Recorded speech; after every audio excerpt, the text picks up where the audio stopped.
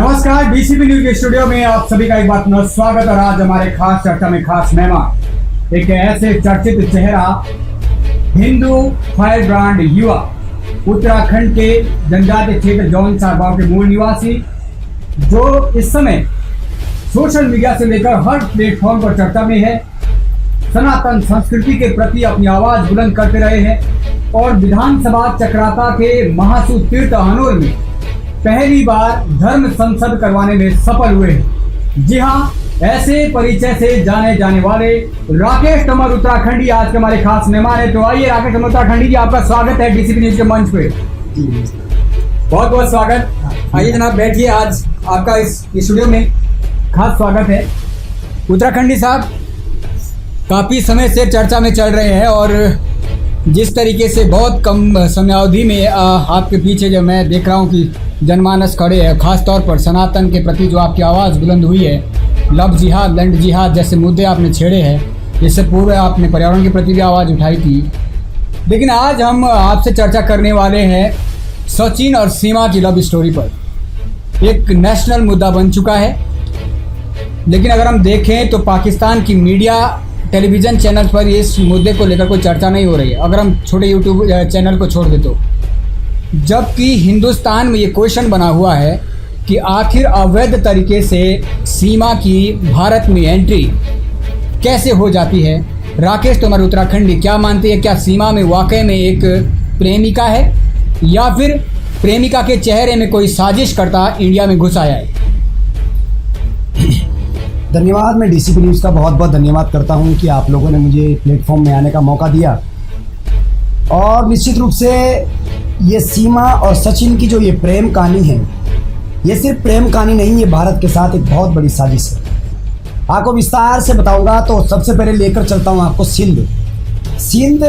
पाकिस्तान 1947 में भारत से अलग हुआ तो वहाँ पे 4 प्रांत है, जिसमें से एक सिंध प्रांत है। सिंध प्रांत के अंदर बेसिकली आपको हिंदी भी बोलने के लिए मिलेगी, संस्कृत भी बोलने के लिए मिलेगी, उर्दू, अरबी, सारी चीज़ें। और वहाँ की सुंदरता बिल्कुल बहुत अच्छी है, लाइक दैट जैसे जौनसार बावर हमारे हिमाचल क्षेत्र में।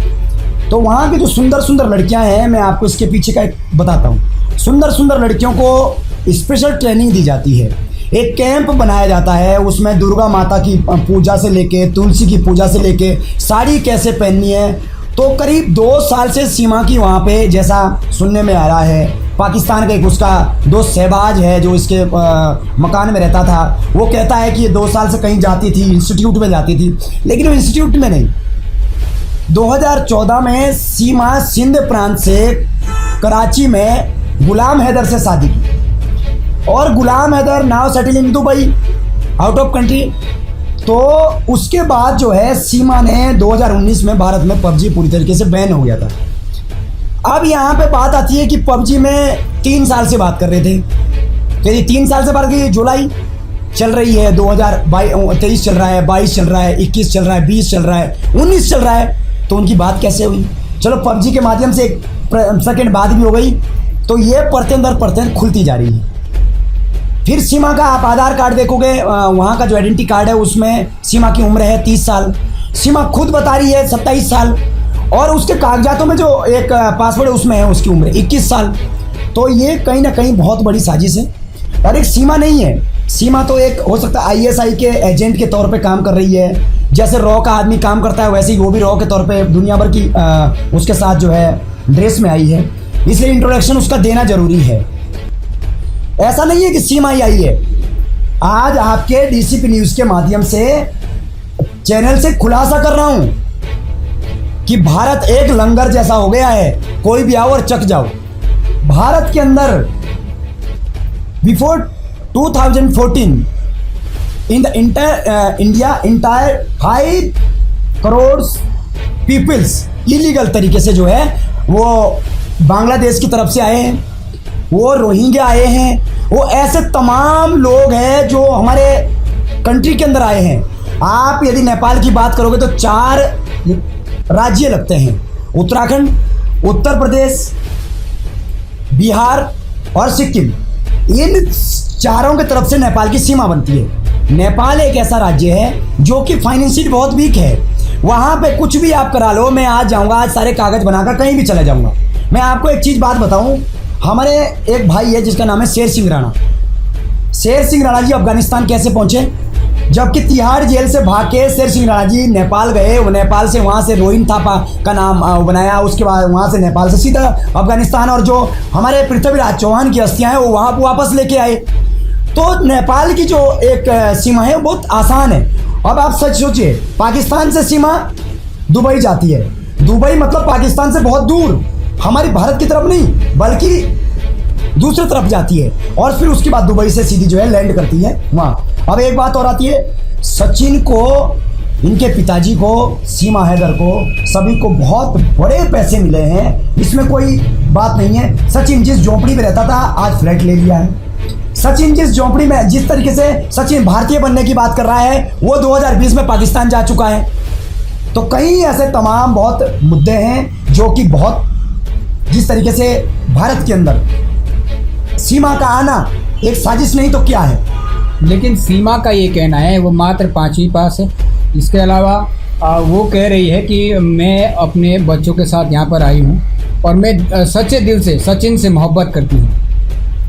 केंद्रीय जांच एजेंसी की बात करें या फिर उत्तर प्रदेश की जांच एजेंसी जो जांच कर रही है, अभी तक कोई भी ऐसा तथ्य सामने नहीं आया उत्तराखंडी जी जिससे हम ये कह सके कि हाँ वास्तव में सीमा जो है एक पाकिस्तान का भेजा हुआ कोई खुफिया एजेंट हो सकता है, कोई ऐसा चेहरा हो सकता है जो हमारे राष्ट्र को आघात पहुंचा सकता है। फिर किस आधार पर आप मानते हैं कि इस तरीके से जो इलीगल तरीके से जरूर ये एंट्री हुई है, सीमा की जो एंट्री हुई है वो कहीं ना कहीं एक साजिशकर्ता के रूप में है? देखिए नोटियाल जी, ऐसा है, कुल मिलाकर मैं आपको बताऊं तो सीमा कौन है? सीमा हैदर। नाम देखो सीमा लिया है लेकिन उसका नाम साइमा है, साइमा, सीमा नहीं है। और जानबूझ को उसको वहाँ पे सीमा नाम से प्रमोट किया गया है। आप समझना, मारना ऐसा नहीं है कि सीमा खुद गोली चलाएगी, ऐसा नहीं है। पाकिस्तान के अंदर करीब 18% आज़ादी के बाद हिंदू थे, आज सबसे 1.98% हिंदू रह गए हैं। उसका विशेष कारण समझते हैं आप कि कुछ जो हिंदू है उस पर अटैक हो। अभी सीमा का आना यहाँ आना, वो यदि वो पाकिस्तान की सच्ची राष्ट्रभक्त है तो यदि कोई भी भारत का यदि राष्ट्रभक्त पाकिस्तान चला गया और पाकिस्तानी यहाँ पे कोई लोग हैं और उनको यदि मार दिया जाए तो उसकी साजिश तो पूरी हो गई है ना। अभी 10 लोगों को मारा गया है, सीमा यहाँ पे आई। अच्छा एक बात बताइए, जो 4 लोग हैं, जो 4 बच्चे हैं, क्या उसका खतना नहीं हुआ होगा? क्या 4 बच्चों का खतना नहीं हुआ? क्या वो मुस्लिम नहीं है? कैसा एक दिन में उसने नाम पलट दिया ना? कोई क्या उसकी सुन्नत नहीं हुई? एक दिन में उसके नाम पलट के वो नाम बदलने लगे, वो गायत्री मंत्र बोलने लगी, सीमा तुलसी पूजा करने लगी, सच्ची साड़ी पहनने लग गई, फटाटेदार हिंदी बोलने लग गई, इंग्लिश बोलने लग गई। भाई आप यदि अभी भी सिंध प्रांत में जाएंगे, लोगों को हिंदी तो दूर की बात है, उनको इंग्लिश तो दूर की बात है, अपनी ढंग से उर्दू नहीं आती, वो सिंधी बोलते हैं। तो कहीं ना कहीं ये कैंप का माध्यम है जो बड़े लेवल पे एंटी टेररिस्ट फोर्स ने और एंटी टेररिस्ट स्क्वाड ने भी, एटीएस ने भी इसको पकड़ा है और उसमें प्योर तरीके से माना है कि सीमा कहाँ थी, क्या क्या कर रही थी। और भारत में आके उसको नुकसान है नोटियाल जी, मतलब भारतीयों को नुकसान है। सीमा यहाँ आ गई, वहाँ के लोग उपद्रवी हो गए, जो वहाँ के हिंदू तो उनको मारा जा रहा है, मंदिरों को तोड़ा जा रहा है। तो जो बंदूक से काम होना था वो तो हिंसा फैला के और इस तरीके की चीजें फैला के हो गया ना। तो भारत को क्या फायदा है इससे भाई? अभी मैं आपको इस चैनल के माध्यम से एक व्यक्ति का नाम ले रहा हूँ, पाकिस्तान, डॉक्टर ओमेंद्र रत्नू। ओमेंद्र रत्नू जयपुर में रहते हैं, जो पाकिस्तान से लीगल तरीके से आए हैं भारत, पाकिस्तानी हिंदू। उनको 12,500 हिंदुओं को उन्होंने बाकायदा यहाँ की स्थायी निवासी दिलाया, यहाँ पे ढंग से हिंदुओं को भारतीय बनाया। और यकीन नहीं करोगे, जब आप देखोगे तो छोटी छोटी 5-5 साल की बच्चों को उठा के ले जाते हैं, 11-11 साल के बच्चों को उठा के ले जाते हैं। और आज भी आप वीडियो देखोगे तो पाकिस्तान में हिंदू बच्चे, हिंदू लड़के लड़कियां गोल टोपियां पहनते हैं, या लड़कियां, हिंदू लड़कियां भी हिजाब पहनती है। क्या भारत के मुसलमान यहाँ पे टीका लगाते हैं? क्या भारत के मुसलमान यहाँ पे चोटी पहन रखते हैं? क्या भारत के मुसलमान यहाँ पे ला इलाहा इल्लल्लाह मोहम्मद रसूलुल्लाह ये वाली चीजें जो है वहाँ के हिंदू बोल रहे हैं? क्या यहाँ पे भारत के मुसलमान हनुमान चालीसा पढ़ रहे हैं? क्यों? लेकिन सिस्टम देखिए आप, इसको खतरनाक तरीके, क्योंकि भारत लोकतांत्रिक देश है, यहाँ सभी लोगों को रहने का हक है, यहाँ आदमी ले सकता है, लेकिन इलीगल तरीके से नहीं ना नौटियाल जी। बिल्कुल बिल्कुल। सीमा हैदर पर ये चर्चा हो रही है। मैं आपको बता दूं, सीमा हैदर इसलिए भी चर्चा में है क्योंकि एक तरफ से उनसे तमाम मीडिया चैनल के द्वारा भी इंटरव्यू लिए गए हैं। वो कहती है कि मैं तो मात्र 5वीं पास हूँ, बहुत ही साधन खुद को और सच्ची प्रेमी बताई जा रही है। लेकिन दूसरी ओर अगर हम नजर डालें तो सीमा हैदर को 3 तरीके की भाषा का ज्ञान है, और बड़े बड़े मीडिया चैनल पर आकर जिस तरीके से वक्ता के तौर पर वो बता रही है, उससे साफ जाहिर होता है कि कहीं ना कहीं उनकी एजुकेशन तो अच्छी हुई है। इसके अलावा अगर हम बात करें तो एक टीवी यूट्यूबर में पाकिस्तान के देख रहा था, उत्तराखंडी जी, सैयद अब्दुल बासित जी, वो तो कह रहे हैं कि सीमा हैदर जो है ना तो हिंदू है ना ही मुसलमान है। वो कह रहे हैं अगर वो मुसलमान होती तो उसे जो कलमा आप कह रहे हैं वो पढ़ना आता। वो तीसरी बार भी जब उसे पढ़ने के लिए बोला, तीसरी बार भी वो गलत पढ़ रही है, तो कैसे उसको मान लें कि वो मुसलमान है। वो कह रहे हैं कि सीमा हैदर जो है सचिन एक मोहरा है, असली तो कोई और चेहरा है। वो कह रहे हैं कि एक पॉलिटिशियन से साथ उनकी प्रेम कहानी है, भले ही उस पॉलिटिशियन का अभी तक जिक्र नहीं किया है उस यूट्यूबर ने, पर क्या आपको लगता है कि वास्तव में अगर इतनी बड़ी साजिश हुई है, इलीगल तरीके से आई है, तो बड़े पॉलिटिशियन का भी इसमें हाथ हो सकता है? देखिए नौटियाल जी, जिस तरीके से आप ये कह रहे हैं कि वो कलमा नहीं पढ़ पा रही है, उर्दू नहीं पढ़ पा रही है, जबकि उसके आप जितने भी पाकिस्तान के जितने भी दस्तावेज आप देखोगे उसमें सब में उर्दू से उसकी मतलब पहचान पत्र है। उसको उर्दू कैसे नहीं पढ़नी आएगी? और उर्दू पढ़नी आती है तो पहले कलमा सिखाया जाता है। कलमा हदीस में तो खुद मैंने मदरसे में मैंने खुद पढ़ाई की है, मुझे खुद उर्दू पढ़नी और लिखनी आती है। आप यदि मैं खुद जीवनगढ़ के मदरसे में मैंने खुद उर्दू सीखी है भैया। यदि सबसे पहले यदि उर्दू सीखी जाती है, यदि कुछ समय के लिए यदि आप उर्दू की लैंग्वेज है तो सबसे पहले आपको अ आ इ सिखाई जाती है, उसके बाद आपको हदीस सिखाई जाती है, सारी चीज़ें सिखाई जाती है। लेकिन हमें तो उर्दू सीखने से मतलब है। लेकिन उर्दू के बाद जब धार्मिक सिस्टम आगे आता है तो सीमा हैदर उर्दू में पारंगत, फारसी में पारंगत, हर चीज़ में पारंगत है। क्योंकि जो सिंध प्रांत है उसमें एक टेररिस्ट का एक कैंप बनाया जाता है, वहाँ पे लड़कियों को बाकायदा ट्रेनिंग दी जाती है, कई भाषाएं सिखाई जाती है, और इस ओर ढाला जाता है कि आपको कलमा पढ़ा जाएगा। तो कलमा आपको बिल्कुल भी पढ़ना नहीं है और गलत सलत पढ़ना है। ये तो मोटिवेशनल यही तो सिस्टम है, और आप भारत इसको समझ नहीं पा रहा है। अब देखिए आप, 4 बच्चे भारत में आए, बड़े होके क्या वो पाकिस्तानी नहीं है? क्या उनके अंदर पाकिस्तानी विचार नहीं आएंगे? छोटे छोटे बच्चे हैं, सीमा ने तो बदल दिया, ठीक है। आज की डेट में गुलाम हैदर जो उसका पति है, गुलाम हैदर इतना जोर नहीं दे पा रहा है, वो इतनी बात कर रहा है जितना उसको ये लगे कि लोग शक ना करें। बल्कि सच्चाई तो ये बात है, गुलाम हैदर भी इस साजिश में मिला हुआ है। पैसे कितने पैसे? अच्छा एक बात बताइए, गृहिणी एक घर में है, कोई आदमी 12, वो कैसे 12 लाख रुपए मतलब खर्च कर पाएगी? वो कैसे फ्लाइट का टिकट दुबई से 5 क्या नाम उसका मोबाइल और कई दर्जनों पासपोर्ट इलीगल तरीके से फर्जी आईडी हैं, दुबई से दुबई में करे बार डांसर थी, पता नहीं क्या क्या, समझ में नहीं आ रहा क्या हो रहा। कुल मिला के I am not talking about Seema Haider, मैं बात कर रहा हूं भारत के अंदर इलीगल तरीके से जिन लोगों ने प्रवेश किया है। रोहिंग्या मुस्लिमों की बात करोगे तो उत्तराखंड के आपको अंदर तमाम ऐसे लोग मिले जो सीमा हैदर जैसे हैं, तमाम हिमाचल के अंदर लोग मिले जो सीमा हैदर जैसे। सीमा हैदर तो टीवी पे भी आ रही है, वो बता रही है इसके अंदर की क्या चीज़ है, वो तो एटीएस जाने बताएंगे क्या है। लेकिन 5 करोड़ से अधिक लोग भारत की डेमोग्राफी को चेंज कर चुके हैं, जिसमें सबसे पहला नाम बांग्लादेश आता है और बांग्लादेश से पश्चिम बंगाल आता है। आप पश्चिम बंगाल के अंदर मैं पीछे अभी अलीपुर जू के बगल में गया था, तो पूरा जो रोड है उस रोड के किनारे सारे बांग्लादेश के लोग बड़े हैं, और तो फुटपाथ पे बाकायदा मकान बनाए हैं।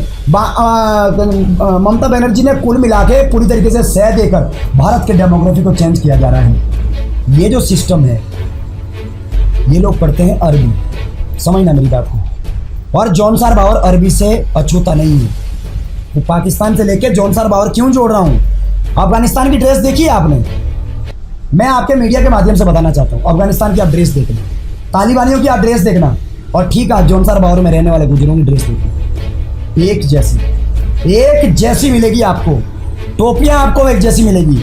और दूसरी बात देखो आप, यदि त्यूनी के अंदर की मैं बात करूँ तो धीरे धीरे जो ये लैंग्वेज है, जो हमारे यहाँ के आम चक्राता के यहाँ के लोकल मुसलमान हैं, वो लोग वो उर्दू पढ़ते हैं। आप यकीन नहीं करोगे, जो जौनसार बावर के अंदर गुज्जर है वो अरबी पढ़ रहे हैं भैया, अरबी का ज्ञान रह रहे हैं, और अरबी क्या चीज़ है वो आप भी जानते हैं। लेकिन आपने तमाम जिक्र किया है, आप पश्चिम बंगाल का जिक्र कर रहे हो, ममता बनर्जी का जिक्र कर रहे हो, लेकिन जो ये अवैध तरीके से इस समय सीमा की एंट्री हुई है, इसके लिए दोषी किसे मानते हैं? तो राष्ट्रीय एजेंसियों को पता नहीं है। मैं खुद बता रहा हूँ, नेपाल के रास्ते से वो आई है, नेपाल से होते हुए यहाँ पर आई हुई है, तो वहाँ तो राष्ट्रीय एजेंसी की चूक है। It's a blunder mistake.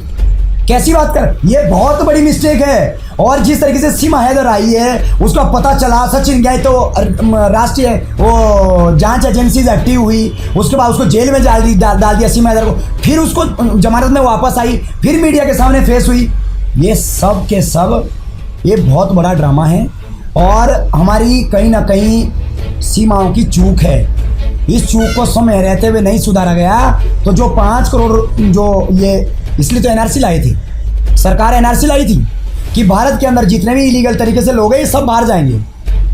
CAA लाया था, और इसके बाद UCC लाया है। ये इसीलिए है कि राष्ट्रीय सुरक्षा बहुत ज़रूरी है। राष्ट्रवाद में हर धर्म का व्यक्ति आता है, भारत के, चाहे वो हिंदू हो, मुसलमान हो, सिख हो, ईसाई हो, जो राष्ट्रवाद है मैं उसके साथ हूँ, चाहे वो किसी भी धर्म का हो। लेकिन जो राष्ट्र के विरुद्ध है हम उसके खिलाफ हैं। और जिस तरीके से सीमा हैदर आई है, दूसरे लोग आए हैं, कई अन्य भी लोग भारत में आए हैं, ये देश के लिए खतरा है नौटियाल जी। और इतना खतरा है आप आकलन नहीं लगा सकते। आने वाले समय में जिस तरीके से फ्रांस के अंदर फ्रांस जल रहा है, फ्रांस के लोकल लोगों, फ्रांस नहीं जल रहे हैं, वो बाहर के लोग आकर जो रिफ्यूजी थे, जिन लोगों ने सह दी, वही फ्रांस को आज जला रहे हैं। आने वाले समय में ये 5 करोड़ लोग जो भारत के अंदर इलीगल तरीके से आ रहे हैं, और उसकी संरचना सीमा हैदर जैसी कमांडर बनेगी, जो ऑलरेडी ट्रेनिंग लेकर आई है, वो आई, और भारत जो है तहस नहस होगा, भारत में जगह जगह आगजनी होगी। इसलिए समय रहते हुए जांच एजेंसी को मैं आपके चैनल के माध्यम से मैं हैशटैग भी करूंगा NIA को, मैं पत्र भी लिखूंगा NIA को, मैं भारत के राष्ट्रपति को भी पत्र लिखूंगा कि ये कोई छोटी बात नहीं है। यदि भारत के अंदर ऐसी चूक है तो ये राष्ट्रीय सुरक्षा एजेंसी के मतलब एक बहुत बड़ा चूक है। लेकिन जो एक सैयद अब्दुल बासित जो यूट्यूबर है पाकिस्तान के, जो आशंका वो जता रहे हैं कि पॉलिटिशियन इसके पीछे असल में है, उसकी प्रेम कहानी है, राकेश तोमर उत्तराखंड इसमें विश्वास रखते हैं? देखिए ऐसा है, पॉलिटिशियन की क्या बात है, पूरे विश्व में पॉलिटिक्स है। आज यदि आप पॉलिटिशियन इसके पीछे होगा, जब नहीं भी होगा तो अब भी लग जाएगा वो, यदि नहीं भी होगा तो हर तरीके से प्रोटेक्ट करेगा, लग जाएगा। सीमा हैदर क्या कर रही है ऐसे, क्योंकि उनके मतलब का काम हो रहा ना, तो इसलिए अब तब नहीं था तो अब आ जाएंगे। लेकिन ये सच्चाई है कि आने वाले समय में ये बहुत बड़ा भारत के लिए खतरा हो सकता है। तत्काल प्रभाव से मैं कहता हूं सचिन को जेल में डालकर और सीमा हैदर को तत्काल प्रभाव पाकिस्तान भेजा जाए, क्योंकि यदि ये अभी नहीं हुआ, आज सीमा हैदर एक है, कल 50 सीमा हैदर उसी एक्ट, उसी नियम, उसी के तहत यहाँ पे आएंगे, और ये एक रास्ता बनाया गया है, सेम रास्ता बनाया जाएगा। राकेश तोमर उत्तराखंडी जी, सीमा हैदर एक तो आप कह रहे हैं कि हो सकता है एजेंसी की चूक है, अगर इस तरीके से हो नहीं सकता है चूक है, बड़ी बड़ी चूक है, लेकिन इसके बाद भी केंद्रीय जांच एजेंसी के साथ ही यूपी की एजेंसियां भी जांच कर रही है, कुछ सामने नहीं आया है। नार्को टेस्ट क्यों नहीं हो सकता है? अगर ये असल में जांच निष्पक्ष हो रही है, असल में हमें उनकी सच्चाई का पता करना है, तो नार्को टेस्ट हो जाना चाहिए, सचिन का भी और सीमा का भी। मैं ये कह रहा हूँ कि मैं ये नहीं कह रहा हूँ कि सीमा हैदर ISI की एजेंट होगी या है, मैं कह रहा हूँ हो सकती है, और यदि नहीं भी हो सकती है तो आज तक उसको इतना माहौल मिल चुका है कि आने वाले समय में जो पाकिस्तान चाहता है, पाकिस्तान की राष्ट्रीय मतलब राष्ट्रवाद उनके अंदर इतना भरा हुआ है उनके अंदर भी, कि वही काम करेगी जो पाकिस्तानी लोग चाहते हैं, वो वही काम करेगी। और आज नार्को टेस्ट करो नहीं है अभी तक माइंड में, अब पनप जाएगा उसके अंदर, क्योंकि मीडिया, पाकिस्तान की मीडिया भी वो देख रही है, भारत की मीडिया भी देख रही है, सामने है। मुझे माना कि रास्ता पता नहीं, मैं बोलूँ ओ भाई मुझे वहाँ जाना है, मुझे जौनसार जाना है, मुझे हाजा जाना है, मैं बोलूँगा भाई मुझे हाजा जाना है, तो कई लोगों को पता थोड़ा ना कि मुझे रास्ता पता नहीं, दूसरे आदमी बोल देगा भाई इधर को जा, तो इसका मतलब मुझे रास्ता मिल गया। तो अभी तक यदि चूक नहीं भी है, देखो इलीगल तरीके से घुसी, पाकिस्तानी यहाँ पे आए, 4 बच्चे फिर आए, उसके बाद आने वाले समय में जो PUBG में इतनी एक्सपर्ट है, PUBG में शूटिंग का काम सिखाया जाता है कंप्लीटली, शायद आपको पता नहीं है। और शूटिंग कौन कौन सी होती है, बंदूकें कौन कौन सी होती है, यदि आप पबजी में कोई पारंगत है तो उसको आप कोई सी भी बंदूक के बारे में सोचोगे, कोई से भी स्पोर्ट के बारे में सारी बातें बताएगा। लेकिन आप कह रहे हैं कि उनके पति जो है उनकी भी एक साजिश हो सकती है। क्या एक पिता अपनी 4 संतानें ऐसे देश में अवैध तरीके से भेज देगा जहां उसे पता है कि यदि पूरा पता चला तो पूरी चारों संतानें भी कहीं ना कहीं उनकी वहाँ पर कटघरे में खड़ी हो सकती है? ऐसा है, शायद आपको पता नहीं है, यदि आपने कुरान को नहीं पढ़ा तो कुरान के अंदर एक चीज़ लिखी है कि जो आपको सबसे प्यारी चीज़ है उसको आपने हलाल करना है, उसको आपने त्यागना है। त्यागना नहीं है, जीवा करना है। यदि आप ढंग से पढ़ोगे, आयत में लिखा है एक अच्छे से, यदि वो अपने 4 बच्चे यहाँ पे भेज रहा है तो कुछ ना कुछ साजिश के तहत वो यानी यहाँ सुरक्षित है वो, क्योंकि यहाँ से भी तार कुछ जुड़े हैं कि उनको बचा सकते हैं, क्योंकि उनके पास एक तो वेपन्स नहीं है, कुछ नहीं है, वो खाली आए हैं, नियतें हैं, और भारत नियतों पे वार नहीं करता, तभी तो यहाँ तक मामला हो रहा है। यदि यही व्यक्ति सीरिया के अंदर ऐसा काम करते तो एक मिनट में चाहे छोटा बच्चा हो बड़ा हो उड़ा के खत्म कर देते। ये सिस्टम है, और सर तन से जूता वाला सिस्टम जो वो खुद कर सकते हैं तो यहाँ क्या, उनको तो पता है भारत तो लंगर का मामला है, यहाँ तो बाबा जी का लंगर चल रहा है, जाओ खाओ पियो ऐश करो।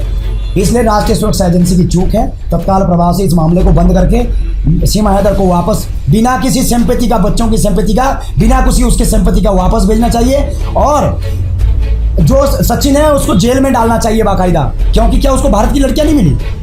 क्या उसको अपने देश से प्यार नहीं जो पाकिस्तान से प्यार कर रहा है? जिस पाकिस्तान ने हमारे छोटे छोटे बच्चों को मारा है, जिस पाकिस्तान ने हमारे सैनिकों के सर धड़ से अलग किया, उसके साथ प्यार कैसे हो सकता है? वो व्यक्ति राष्ट्रवादी कैसे हो सकता है? लेकिन ये तो आप सीधे मोहब्बत पर शख्स कर रहे हैं। क्या कि दूसरे मुल्क से मोहब्बत नहीं हो सकती है? क्या सानिया मिर्जा जैसी सुपरस्टार हमारे स्पोर्ट्स की रही है, उनको मोहब्बत नहीं हुई थी? जब सानिया मिर्जा की शादी हुई थी तब भी उस पर भी बहुत ज़्यादा लोगों ने ये बात कही थी कि वो अपने देश से प्यार न करके पाकिस्तान से प्यार करती है। उसको भी ये दर्द झेलना पड़ा, और झेलना जरूरी है। मैं तो खुद कहता हूँ इस बात को कि यदि मैं दुश्मन देश के साथ दोस्ती करूंगा और अपने भाई को खत्म करूंगा तो गलत बात है। आप मानते हैं कि अगर कोई ऐसा करती फिर वो सानिया मिर्जा को, तो उसके खिलाफ भी सानिया मिर्जा हो या कोई भी हो जो हमारे दुश्मन देश से, जो राष्ट्रवाद के खिलाफ है, हमारे देश को नेस्तनाबूद करना चाहते हैं, जो व्यक्ति उसके साथ दोस्ती करता है उसको मैं किसी पाकिस्तानी से कम नहीं समझता। वो पाकिस्तानी ही है। वो यदि शरीर से और कागजों से पाकिस्तानी नहीं है लेकिन वो सोच से पाकिस्तानी है। इसका मतलब पाकिस्तान में भी हिंदू भी है तो भी वो भी आपके लिए वही दृष्टिकोण रखते हैं? बिल्कुल। यदि राष्ट्रवाद की बात करूं मैं तो जैसे पाकिस्तानी और लोग हैं वैसे ही हिंदू भी हैं, बशर्त जो हिंदू भारत की सोच के थे वो वापस भी आ गए हैं। मैं आपको अभी कह रहा हूँ, ओमेंद्र रत्नू ने 12,500 लोगों को भारत में सेटल करके उनको जो है स्थायी निवासी दिलाया है। मैं आपको फिर बता रहा हूँ, आपके चैनल के माध्यम से फिर कह रहा हूँ, इसी क्षेत्र के एक स्कूल ने, इसी के माध्यम से कह रहा हूँ, इसी क्षेत्र का एक स्कूल है, इंग्लिश मीडियम स्कूल, उसके पाकिस्तानी कनेक्शन है, जांच कर रही है। यहाँ से शादी हुई है, खुद प्रिंसिपल है, जीवनगढ़ में स्कूल स्थित है। इसके बाद जो है वो व्यक्ति पाकिस्तान आता और जाता है, यहाँ तक कि हमारे क्षेत्र से भी लोग पाकिस्तान आते जाते हैं। यदि किसी का पाकिस्तानी प्रेम झलकता है, आपको लगता है कि ये पाकिस्तानी प्रेम है, तो तत्काल प्रभाव से यदि सरकार एक्शन ले ना ले, लेकिन क्षेत्रवासियों को समझना चाहिए कि एक पाकिस्तानी सोच के हैं जिनको पाकिस्तान से ज़्यादा प्यार है और भारत से कम प्यार है। पाकिस्तान के अंदर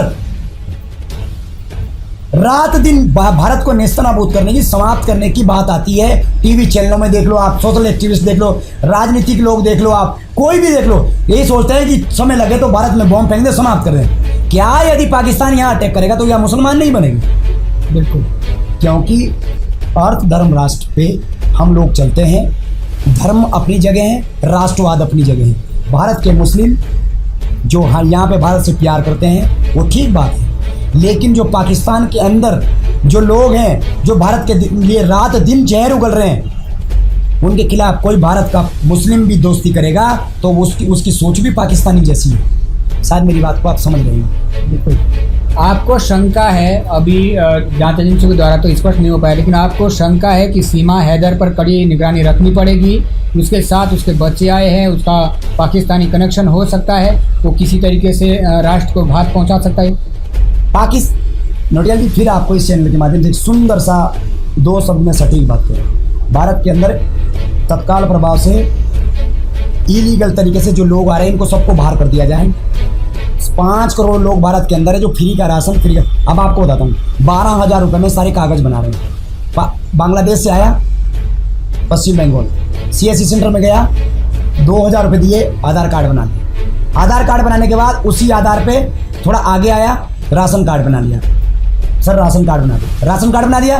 राशन कार्ड के बाद कुछ गद्दार भारत के राजनीतिक व्यक्ति आते हैं और वो कहते हैं बाबूजी कि हाँ भाई मुझे वोट देना है, और उसको जो है वोट देने के चक्कर में उसका वोटर कार्ड बना दिया। उसके पूरे कागज 10-12 हज़ार में बन गए और मात्र 1 साल के अंदर उसको सारी सुविधाएं मिल गई। 10 लाख 12 हज़ार फ्री का राशन, फ्री की gas, her cheese, every facilities available in India. तो ये सबसे बड़ी प्रॉब्लम है। और मैं फिर भी कह रहा हूँ कि सीमा हैदर को तत्काल प्रभाव से बाहर किया जाए, इनके बच्चों को बाहर किया जाए। हम क्यों पाले? हम दुश्मन देश के सपेरों को क्यों पाले? हम इन सपनों को क्यों पाले? और जो सचिन है, इसको तत्काल प्रभाव से इस पर कार्रवाई हो और इसको जेल में डाला जाए। इसके वजह से एक भारत सरकार नजीर पेश करेगी कि भारत के बाहर से दुश्मन देश या कहीं देश से भी इलीगल तरीके से भारत में घुसने वाले लोगों के ऊपर ऐसे ही कार्रवाई होगी। और मैं तो ये कह रहा हूँ एजाज अजीज को, ऑन द स्पॉट FIR दर्ज करके कड़ी कार्रवाई हो और फांसी की सजा का प्रावधान हो जो भी बाहर से आदमी आता है। ये आप राकेश तोमर उत्तराखंडी के साथ हमारी खास चर्चा देख रहे हैं और स्पष्ट कहना है कि राष्ट्र के विरुद्ध जो है उसके साथ बिल्कुल भी प्रेम पूर्वक नहीं पेश आना चाहिए, सख्ती से पेश आना चाहिए, कार्रवाई होनी चाहिए। मैं आपको बताते चलूं कि सचिन और सीमा हैदर का जो मोहब्बत है वो पिछले दिनों से काफी चर्चा में है। चर्चा में इसलिए भी है, एक और जहाँ सीमा जो है खुद को एक प्रेमिका बताई जा रही है, दूसरी ओर आशंका के कई सारे सबूत छोड़े जा रही है। सीमा और सचिन अपने मोबाइल से तमाम तरीके की जो उनके चैट हुई है मोबाइल के माध्यम से डिलीट कर दिया जाता है। सीमा के साथ कई तमाम सारे सिम से रहते हैं। आखिर यदि वो सामान्य एक प्रेमिका थी तो उसे सिम बदलने की आवश्यकता क्यों पड़ी? हालांकि हम अभी ये नहीं कह रहे हैं कि सीमा के कोई ऐसी टेररिस्ट है या वो कोई स्पेशलिस्ट भेजी हुई है, वहाँ से कोई विशेष खुफिया एजेंट है, लेकिन जो तमाम सारे प्रश्न है वो 5 ही पास है, लेकिन 3 तरीके की भाषा का उसे भली भांति ज्ञान है। सिंध, अंग्रेजी, हिंदी को बहुत अच्छी तरह से बोल लेती है। तो ये कहीं ना कहीं बहुत बड़े प्रश्न खड़े करती है। राकेश तोमर उत्तराखंड की अंतिम प्रश्न के साथ जाना चाहूँगा। अभी आपने घुसपैठियों को लेकर जिक्र किया है, घुसपैठ को लेकर अलग अलग राज्य के अलग अलग कानून है। क्या आपको लगता है एक कानून होना चाहिए? अगर पश्चिम बंगाल का जिक्र करें तो वहाँ पर केंद्र सरकार सारा इंटरफेयर नहीं कर सकती अगर वहाँ से घुसपैठ हो रही है, तो एक घुसपैठ को लेकर एक कानून होना चाहिए जो कि केंद्र सरकार के अधीन कार्य करे, ताकि विभिन्न राज्यों से अगर घुसपैठ हो रहा है उसका भी लेखा जोखा जो केंद्र सरकार के पास रहे। नोटियाल जी, भारत के अंदर एक ऐसा राज्य है जिसका नाम है आंध्र प्रदेश। आंध्र प्रदेश के अंदर जो है अरुणाचल प्रदेश। नोटियाल जी, भारत के अंदर एक ऐसा राज्य है जिसका नाम है अरुणाचल प्रदेश। अरुणाचल प्रदेश के अंदर एंट्री पास की व्यवस्था है। कोई आदमी आ रहा है, क्यों आ रहा है, वो कितने दिन रहेगा, काम कर रहा है, 2 साल 3 साल का काम, हर राज्य में ये कानून लागू होना चाहिए। उत्तराखंड के अंदर भी हमने बात की है कि उत्तराखंड के अंदर बाहर से, यूपी से, न जाने कहाँ से लोग यहाँ आते हैं, रेडी पटरी ठेली का काम करते हैं, थोड़ा पैसा कमा लेते हैं, फिर सामाजिक जमीन में कब्जा कर लेते हैं, फिर उसके बाद धीरे धीरे ये लीगल हो जाते हैं। जैसे कि जौनसार बावर में वन गुजर आए इलीगल तरीके से यहाँ पे सामाजिक जमीनों में रहे, धीरे धीरे राजनीतिक लोगों ने उनके कागज बना दिए, उनका वोट बैंक बना दिया और उनको लंबे समय तक पूछा नहीं, आज 50-60 साल हो गए वो यही रहे।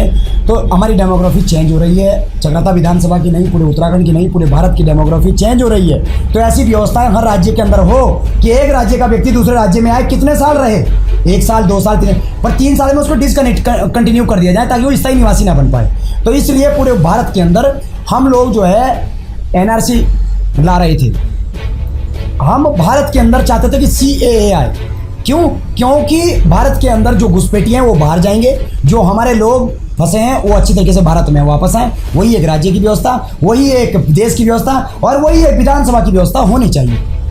बिल्कुल बिल्कुल। अंतिम प्रश्न आपसे इस चर्चा से हट कर लूँगा क्योंकि अब हमारे पास समय भी कम है, जाना भी चाहेंगे आप। उत्तराखंडी पिछले कुछ दिनों से बेबाक चर्चा में रहे हैं, अपने सनातन संस्कृति को लेकर बेबाकी साथ बोलते रहे हैं। पुरोला का प्रकरण में हो, जौनसार बावर के उस लैंड और लव जिहाद के प्रकरण में हो या फिर यावन प्रकरण में हो। जनाब 2027 में 10 कैंडिडेट के साथ 2+ किया जाए या फिर से 2027 में कमलेश भट्ट के लिए ही काम करेंगे? देखिए, ये एक हट के आपने प्रश्न किया है। सनातन धर्म 1 अरब 96 करोड़ 85 लाख 58,124 वर्ष पुराना है। हमारी उम्र मात्र 100 साल है। 5,124वां वर्ष चल रहा है कलयुग का। आप 27 की बात कर रहे हैं, मैं तो 2700 साल जीना चाहता हूँ यहाँ, लेकिन सृष्टि का नियम ऐसा है कि चंद समय में चले जाना है। आप समझना कि मैं बात क्या कह रहा हूँ। राजनीतिक आदमी का उद्देश्य नहीं होना चाहिए। जो राजनीतिक देश के अंदर जो धर्म को बीच प्रयोग करके सिर्फ ये कहते हैं कि हम हिंदू है, हिंदू, और उसका राजनीतिक प्रयोग कर रहे हैं, मैं उसकी घोर निंदा करता हूँ। मुझे नहीं पता कि मैं क्या कर रहा हूँ, लेकिन मैं इतना जरूर जानता हूँ मैं सनातन धर्म के रास्ते पर हूँ।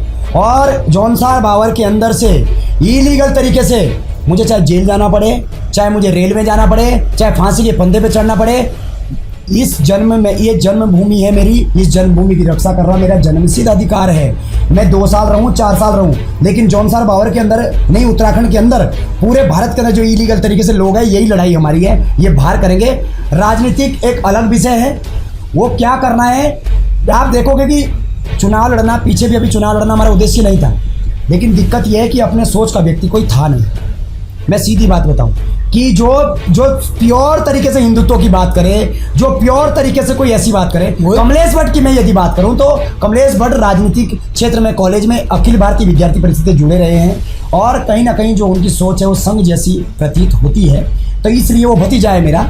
और रही बात किसी राजनीतिक व्यक्ति की, अब जरूरत है उत्तराखंड को एक निष्पक्ष सनातनी की, जरूरत है कट्टर हिंदू की। वही तो हम कह रहे हैं, वो सनातनी राकेश तोमर उत्तराखंडी क्यों नहीं हो सकते हैं? आप कह रहे हो कि ये पॉलिटिक्स जो है धर्म के लिए नहीं होनी चाहिए, तो इसका मतलब योगी आदित्यनाथ भी तो है ना। अच्छा देखो, राजनीति की कहीं ना कहीं बात है। सब लोग मुझे राजनीतिक व्यक्ति बोलते हैं, बचपन से मैं तो उपाध्यक्ष भी रहा हूँ, मैं क्या नाम उसका कई पंचायत चुनाव में भी इन्वॉल्व रहा हूँ, विधानसभा में, लोकसभा में, हर जगह विस्तारक के तौर पर भी रहा हूँ, सारी चीज़ें रही है, तो ये सब प्रश्न जायज है। और सच बात यह है कि जौनसार बावर के अंदर मैं बात लेता हूँ, 1,20,000 वोटर है।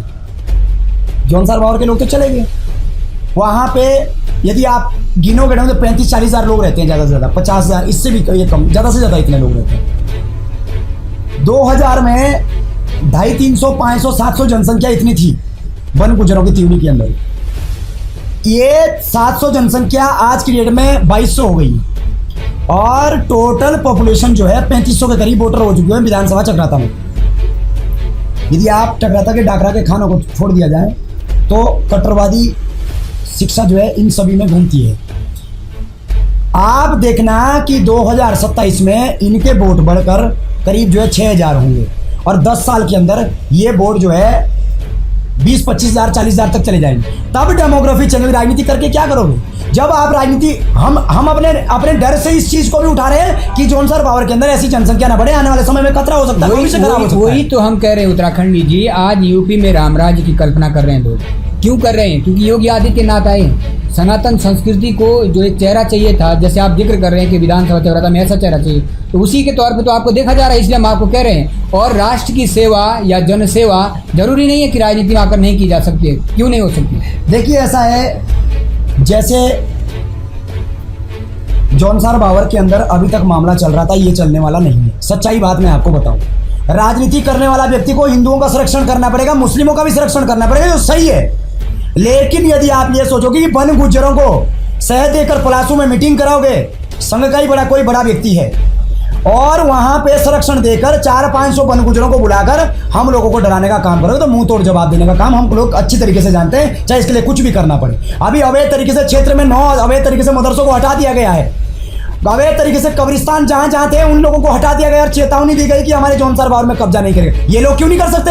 क्या इनके मुंह में दही जमी हुई है? क्या राजनीति 10 साल कर सकते हो, 15 साल कर सकते हो? यदि इस बात को नहीं उठाओगे तो आने वाली पीढ़ी कश्मीर झेलेगी। कश्मीर में जो हाल था वो हाल हमारा हो सकता है, इसलिए समय के साथ जाग जाइए। मैं ही नहीं, राकेश उत्तराखंडी ने अकेले ठेका नहीं ले रखा है। हर उस जौनसार बावर के व्यक्ति को सोचना चाहिए कि यदि वो अपने क्षेत्र से मासू देवता से प्यार करता है, अपने जौनसार बावर की थाती माटी से प्यार करता है, अपनी संस्कृति से आस्था से प्यार करता है, तो उसको ये बात हर राजनीतिक व्यक्ति, प्रीतम सिंह जी को भी कहनी चाहिए, मुन्ना सिंह चौहान जी, मधु चौहान जी, मूरत राम शर्मा जी, मैं व्यक्तिगत तौर पे सभी लोगों के नाम इसलिए ले रहा हूं, इन सबको कहना चाहिए, जो चाहे वो राजनेता को, चाहे कमलेश भट्ट हो, चाहे वो अन्य कई भी लोग हो, इन सभी को खुल के इसका विरोध करना चाहिए। चाहे वो फिर शांतिराम डोभाल हो या कोई अन्य लोग हो, सभी लोगों को इसका विरोध करें, गीताराम गौड़ हो, सभी लोगों को विरोध करना चाहिए। आप तब सच्चे जौनसार बावर के लोग हैं जब आप सुरक्षा की दृष्टि से देखो। आज सीमा हैदर भारत में आई तो इतना पूरा बमंडर है, लेकिन आखिर जौनसार बावर के अंदर 6-7 हजार लोग अवैध तरीके से आगे, इनको ऊपर बमंडर क्यों नहीं भाई? क्या समझा है? आज थोड़ी सी बात में राकेश तो गलत है। अरे भाई मैं गलत हूं, लेकिन जो मैं बात बोल रहा हूं इस बात को तो समझो। राकेश तो कह रहा है कि नहीं ये तो हिंदू मुस्लिम कर रहा है। तो कहीं ना कहीं राकेश तोमर उत्तराखंडी का स्पष्ट कहना है कि विधानसभा को लेकर हमारा प्रश्न था, हालांकि राजनीतिक शातिर व्यक्ति भी बन चुके हैं, स्पष्ट जवाब नहीं दिया। 27 में खुद खड़े होंगे नहीं होंगे, किसको सपोर्ट करेंगे ये स्पष्ट तो नहीं हो पाया, लेकिन स्पष्ट कहना ये है कि जो मेरे राष्ट्र के विरुद्ध है, जो मेरे क्षेत्र के विरुद्ध है, मैं उस व्यक्ति के साथ खड़ा नहीं हूं। जो सनातन की बात करेगा हम उसका सहयोग करेंगे। खास चर्चा के लिए आपने आज समय दिया उत्तराखंडी जी, एक बार आपका पुनः स्वागत। उम्मीद करते हैं जिस तरीके से प्रशासन ये काम कर रहे हैं, पिछले कई समय से आप वन प्रकरण को लेकर बात करें, लैंड जिहाद लव जिहाद को लेकर बात करें, या किसी भी सामाजिक मुद्दे पर आगे भी आप इस तरह लगे रहेंगे, और 27 में जो भी होगा अच्छा होगा। आपको शुभकामनाएं हमारी तरफ से भी। बहुत बहुत स्वागत, धन्यवाद। आप सभी देख रहे थे डीसी न्यूज का खास चर्चा। आगे बने रहेगा हमारे साथ, तब तक के लिए फिलहाल हमें दीजिएगा इजाजत। नमस्कार।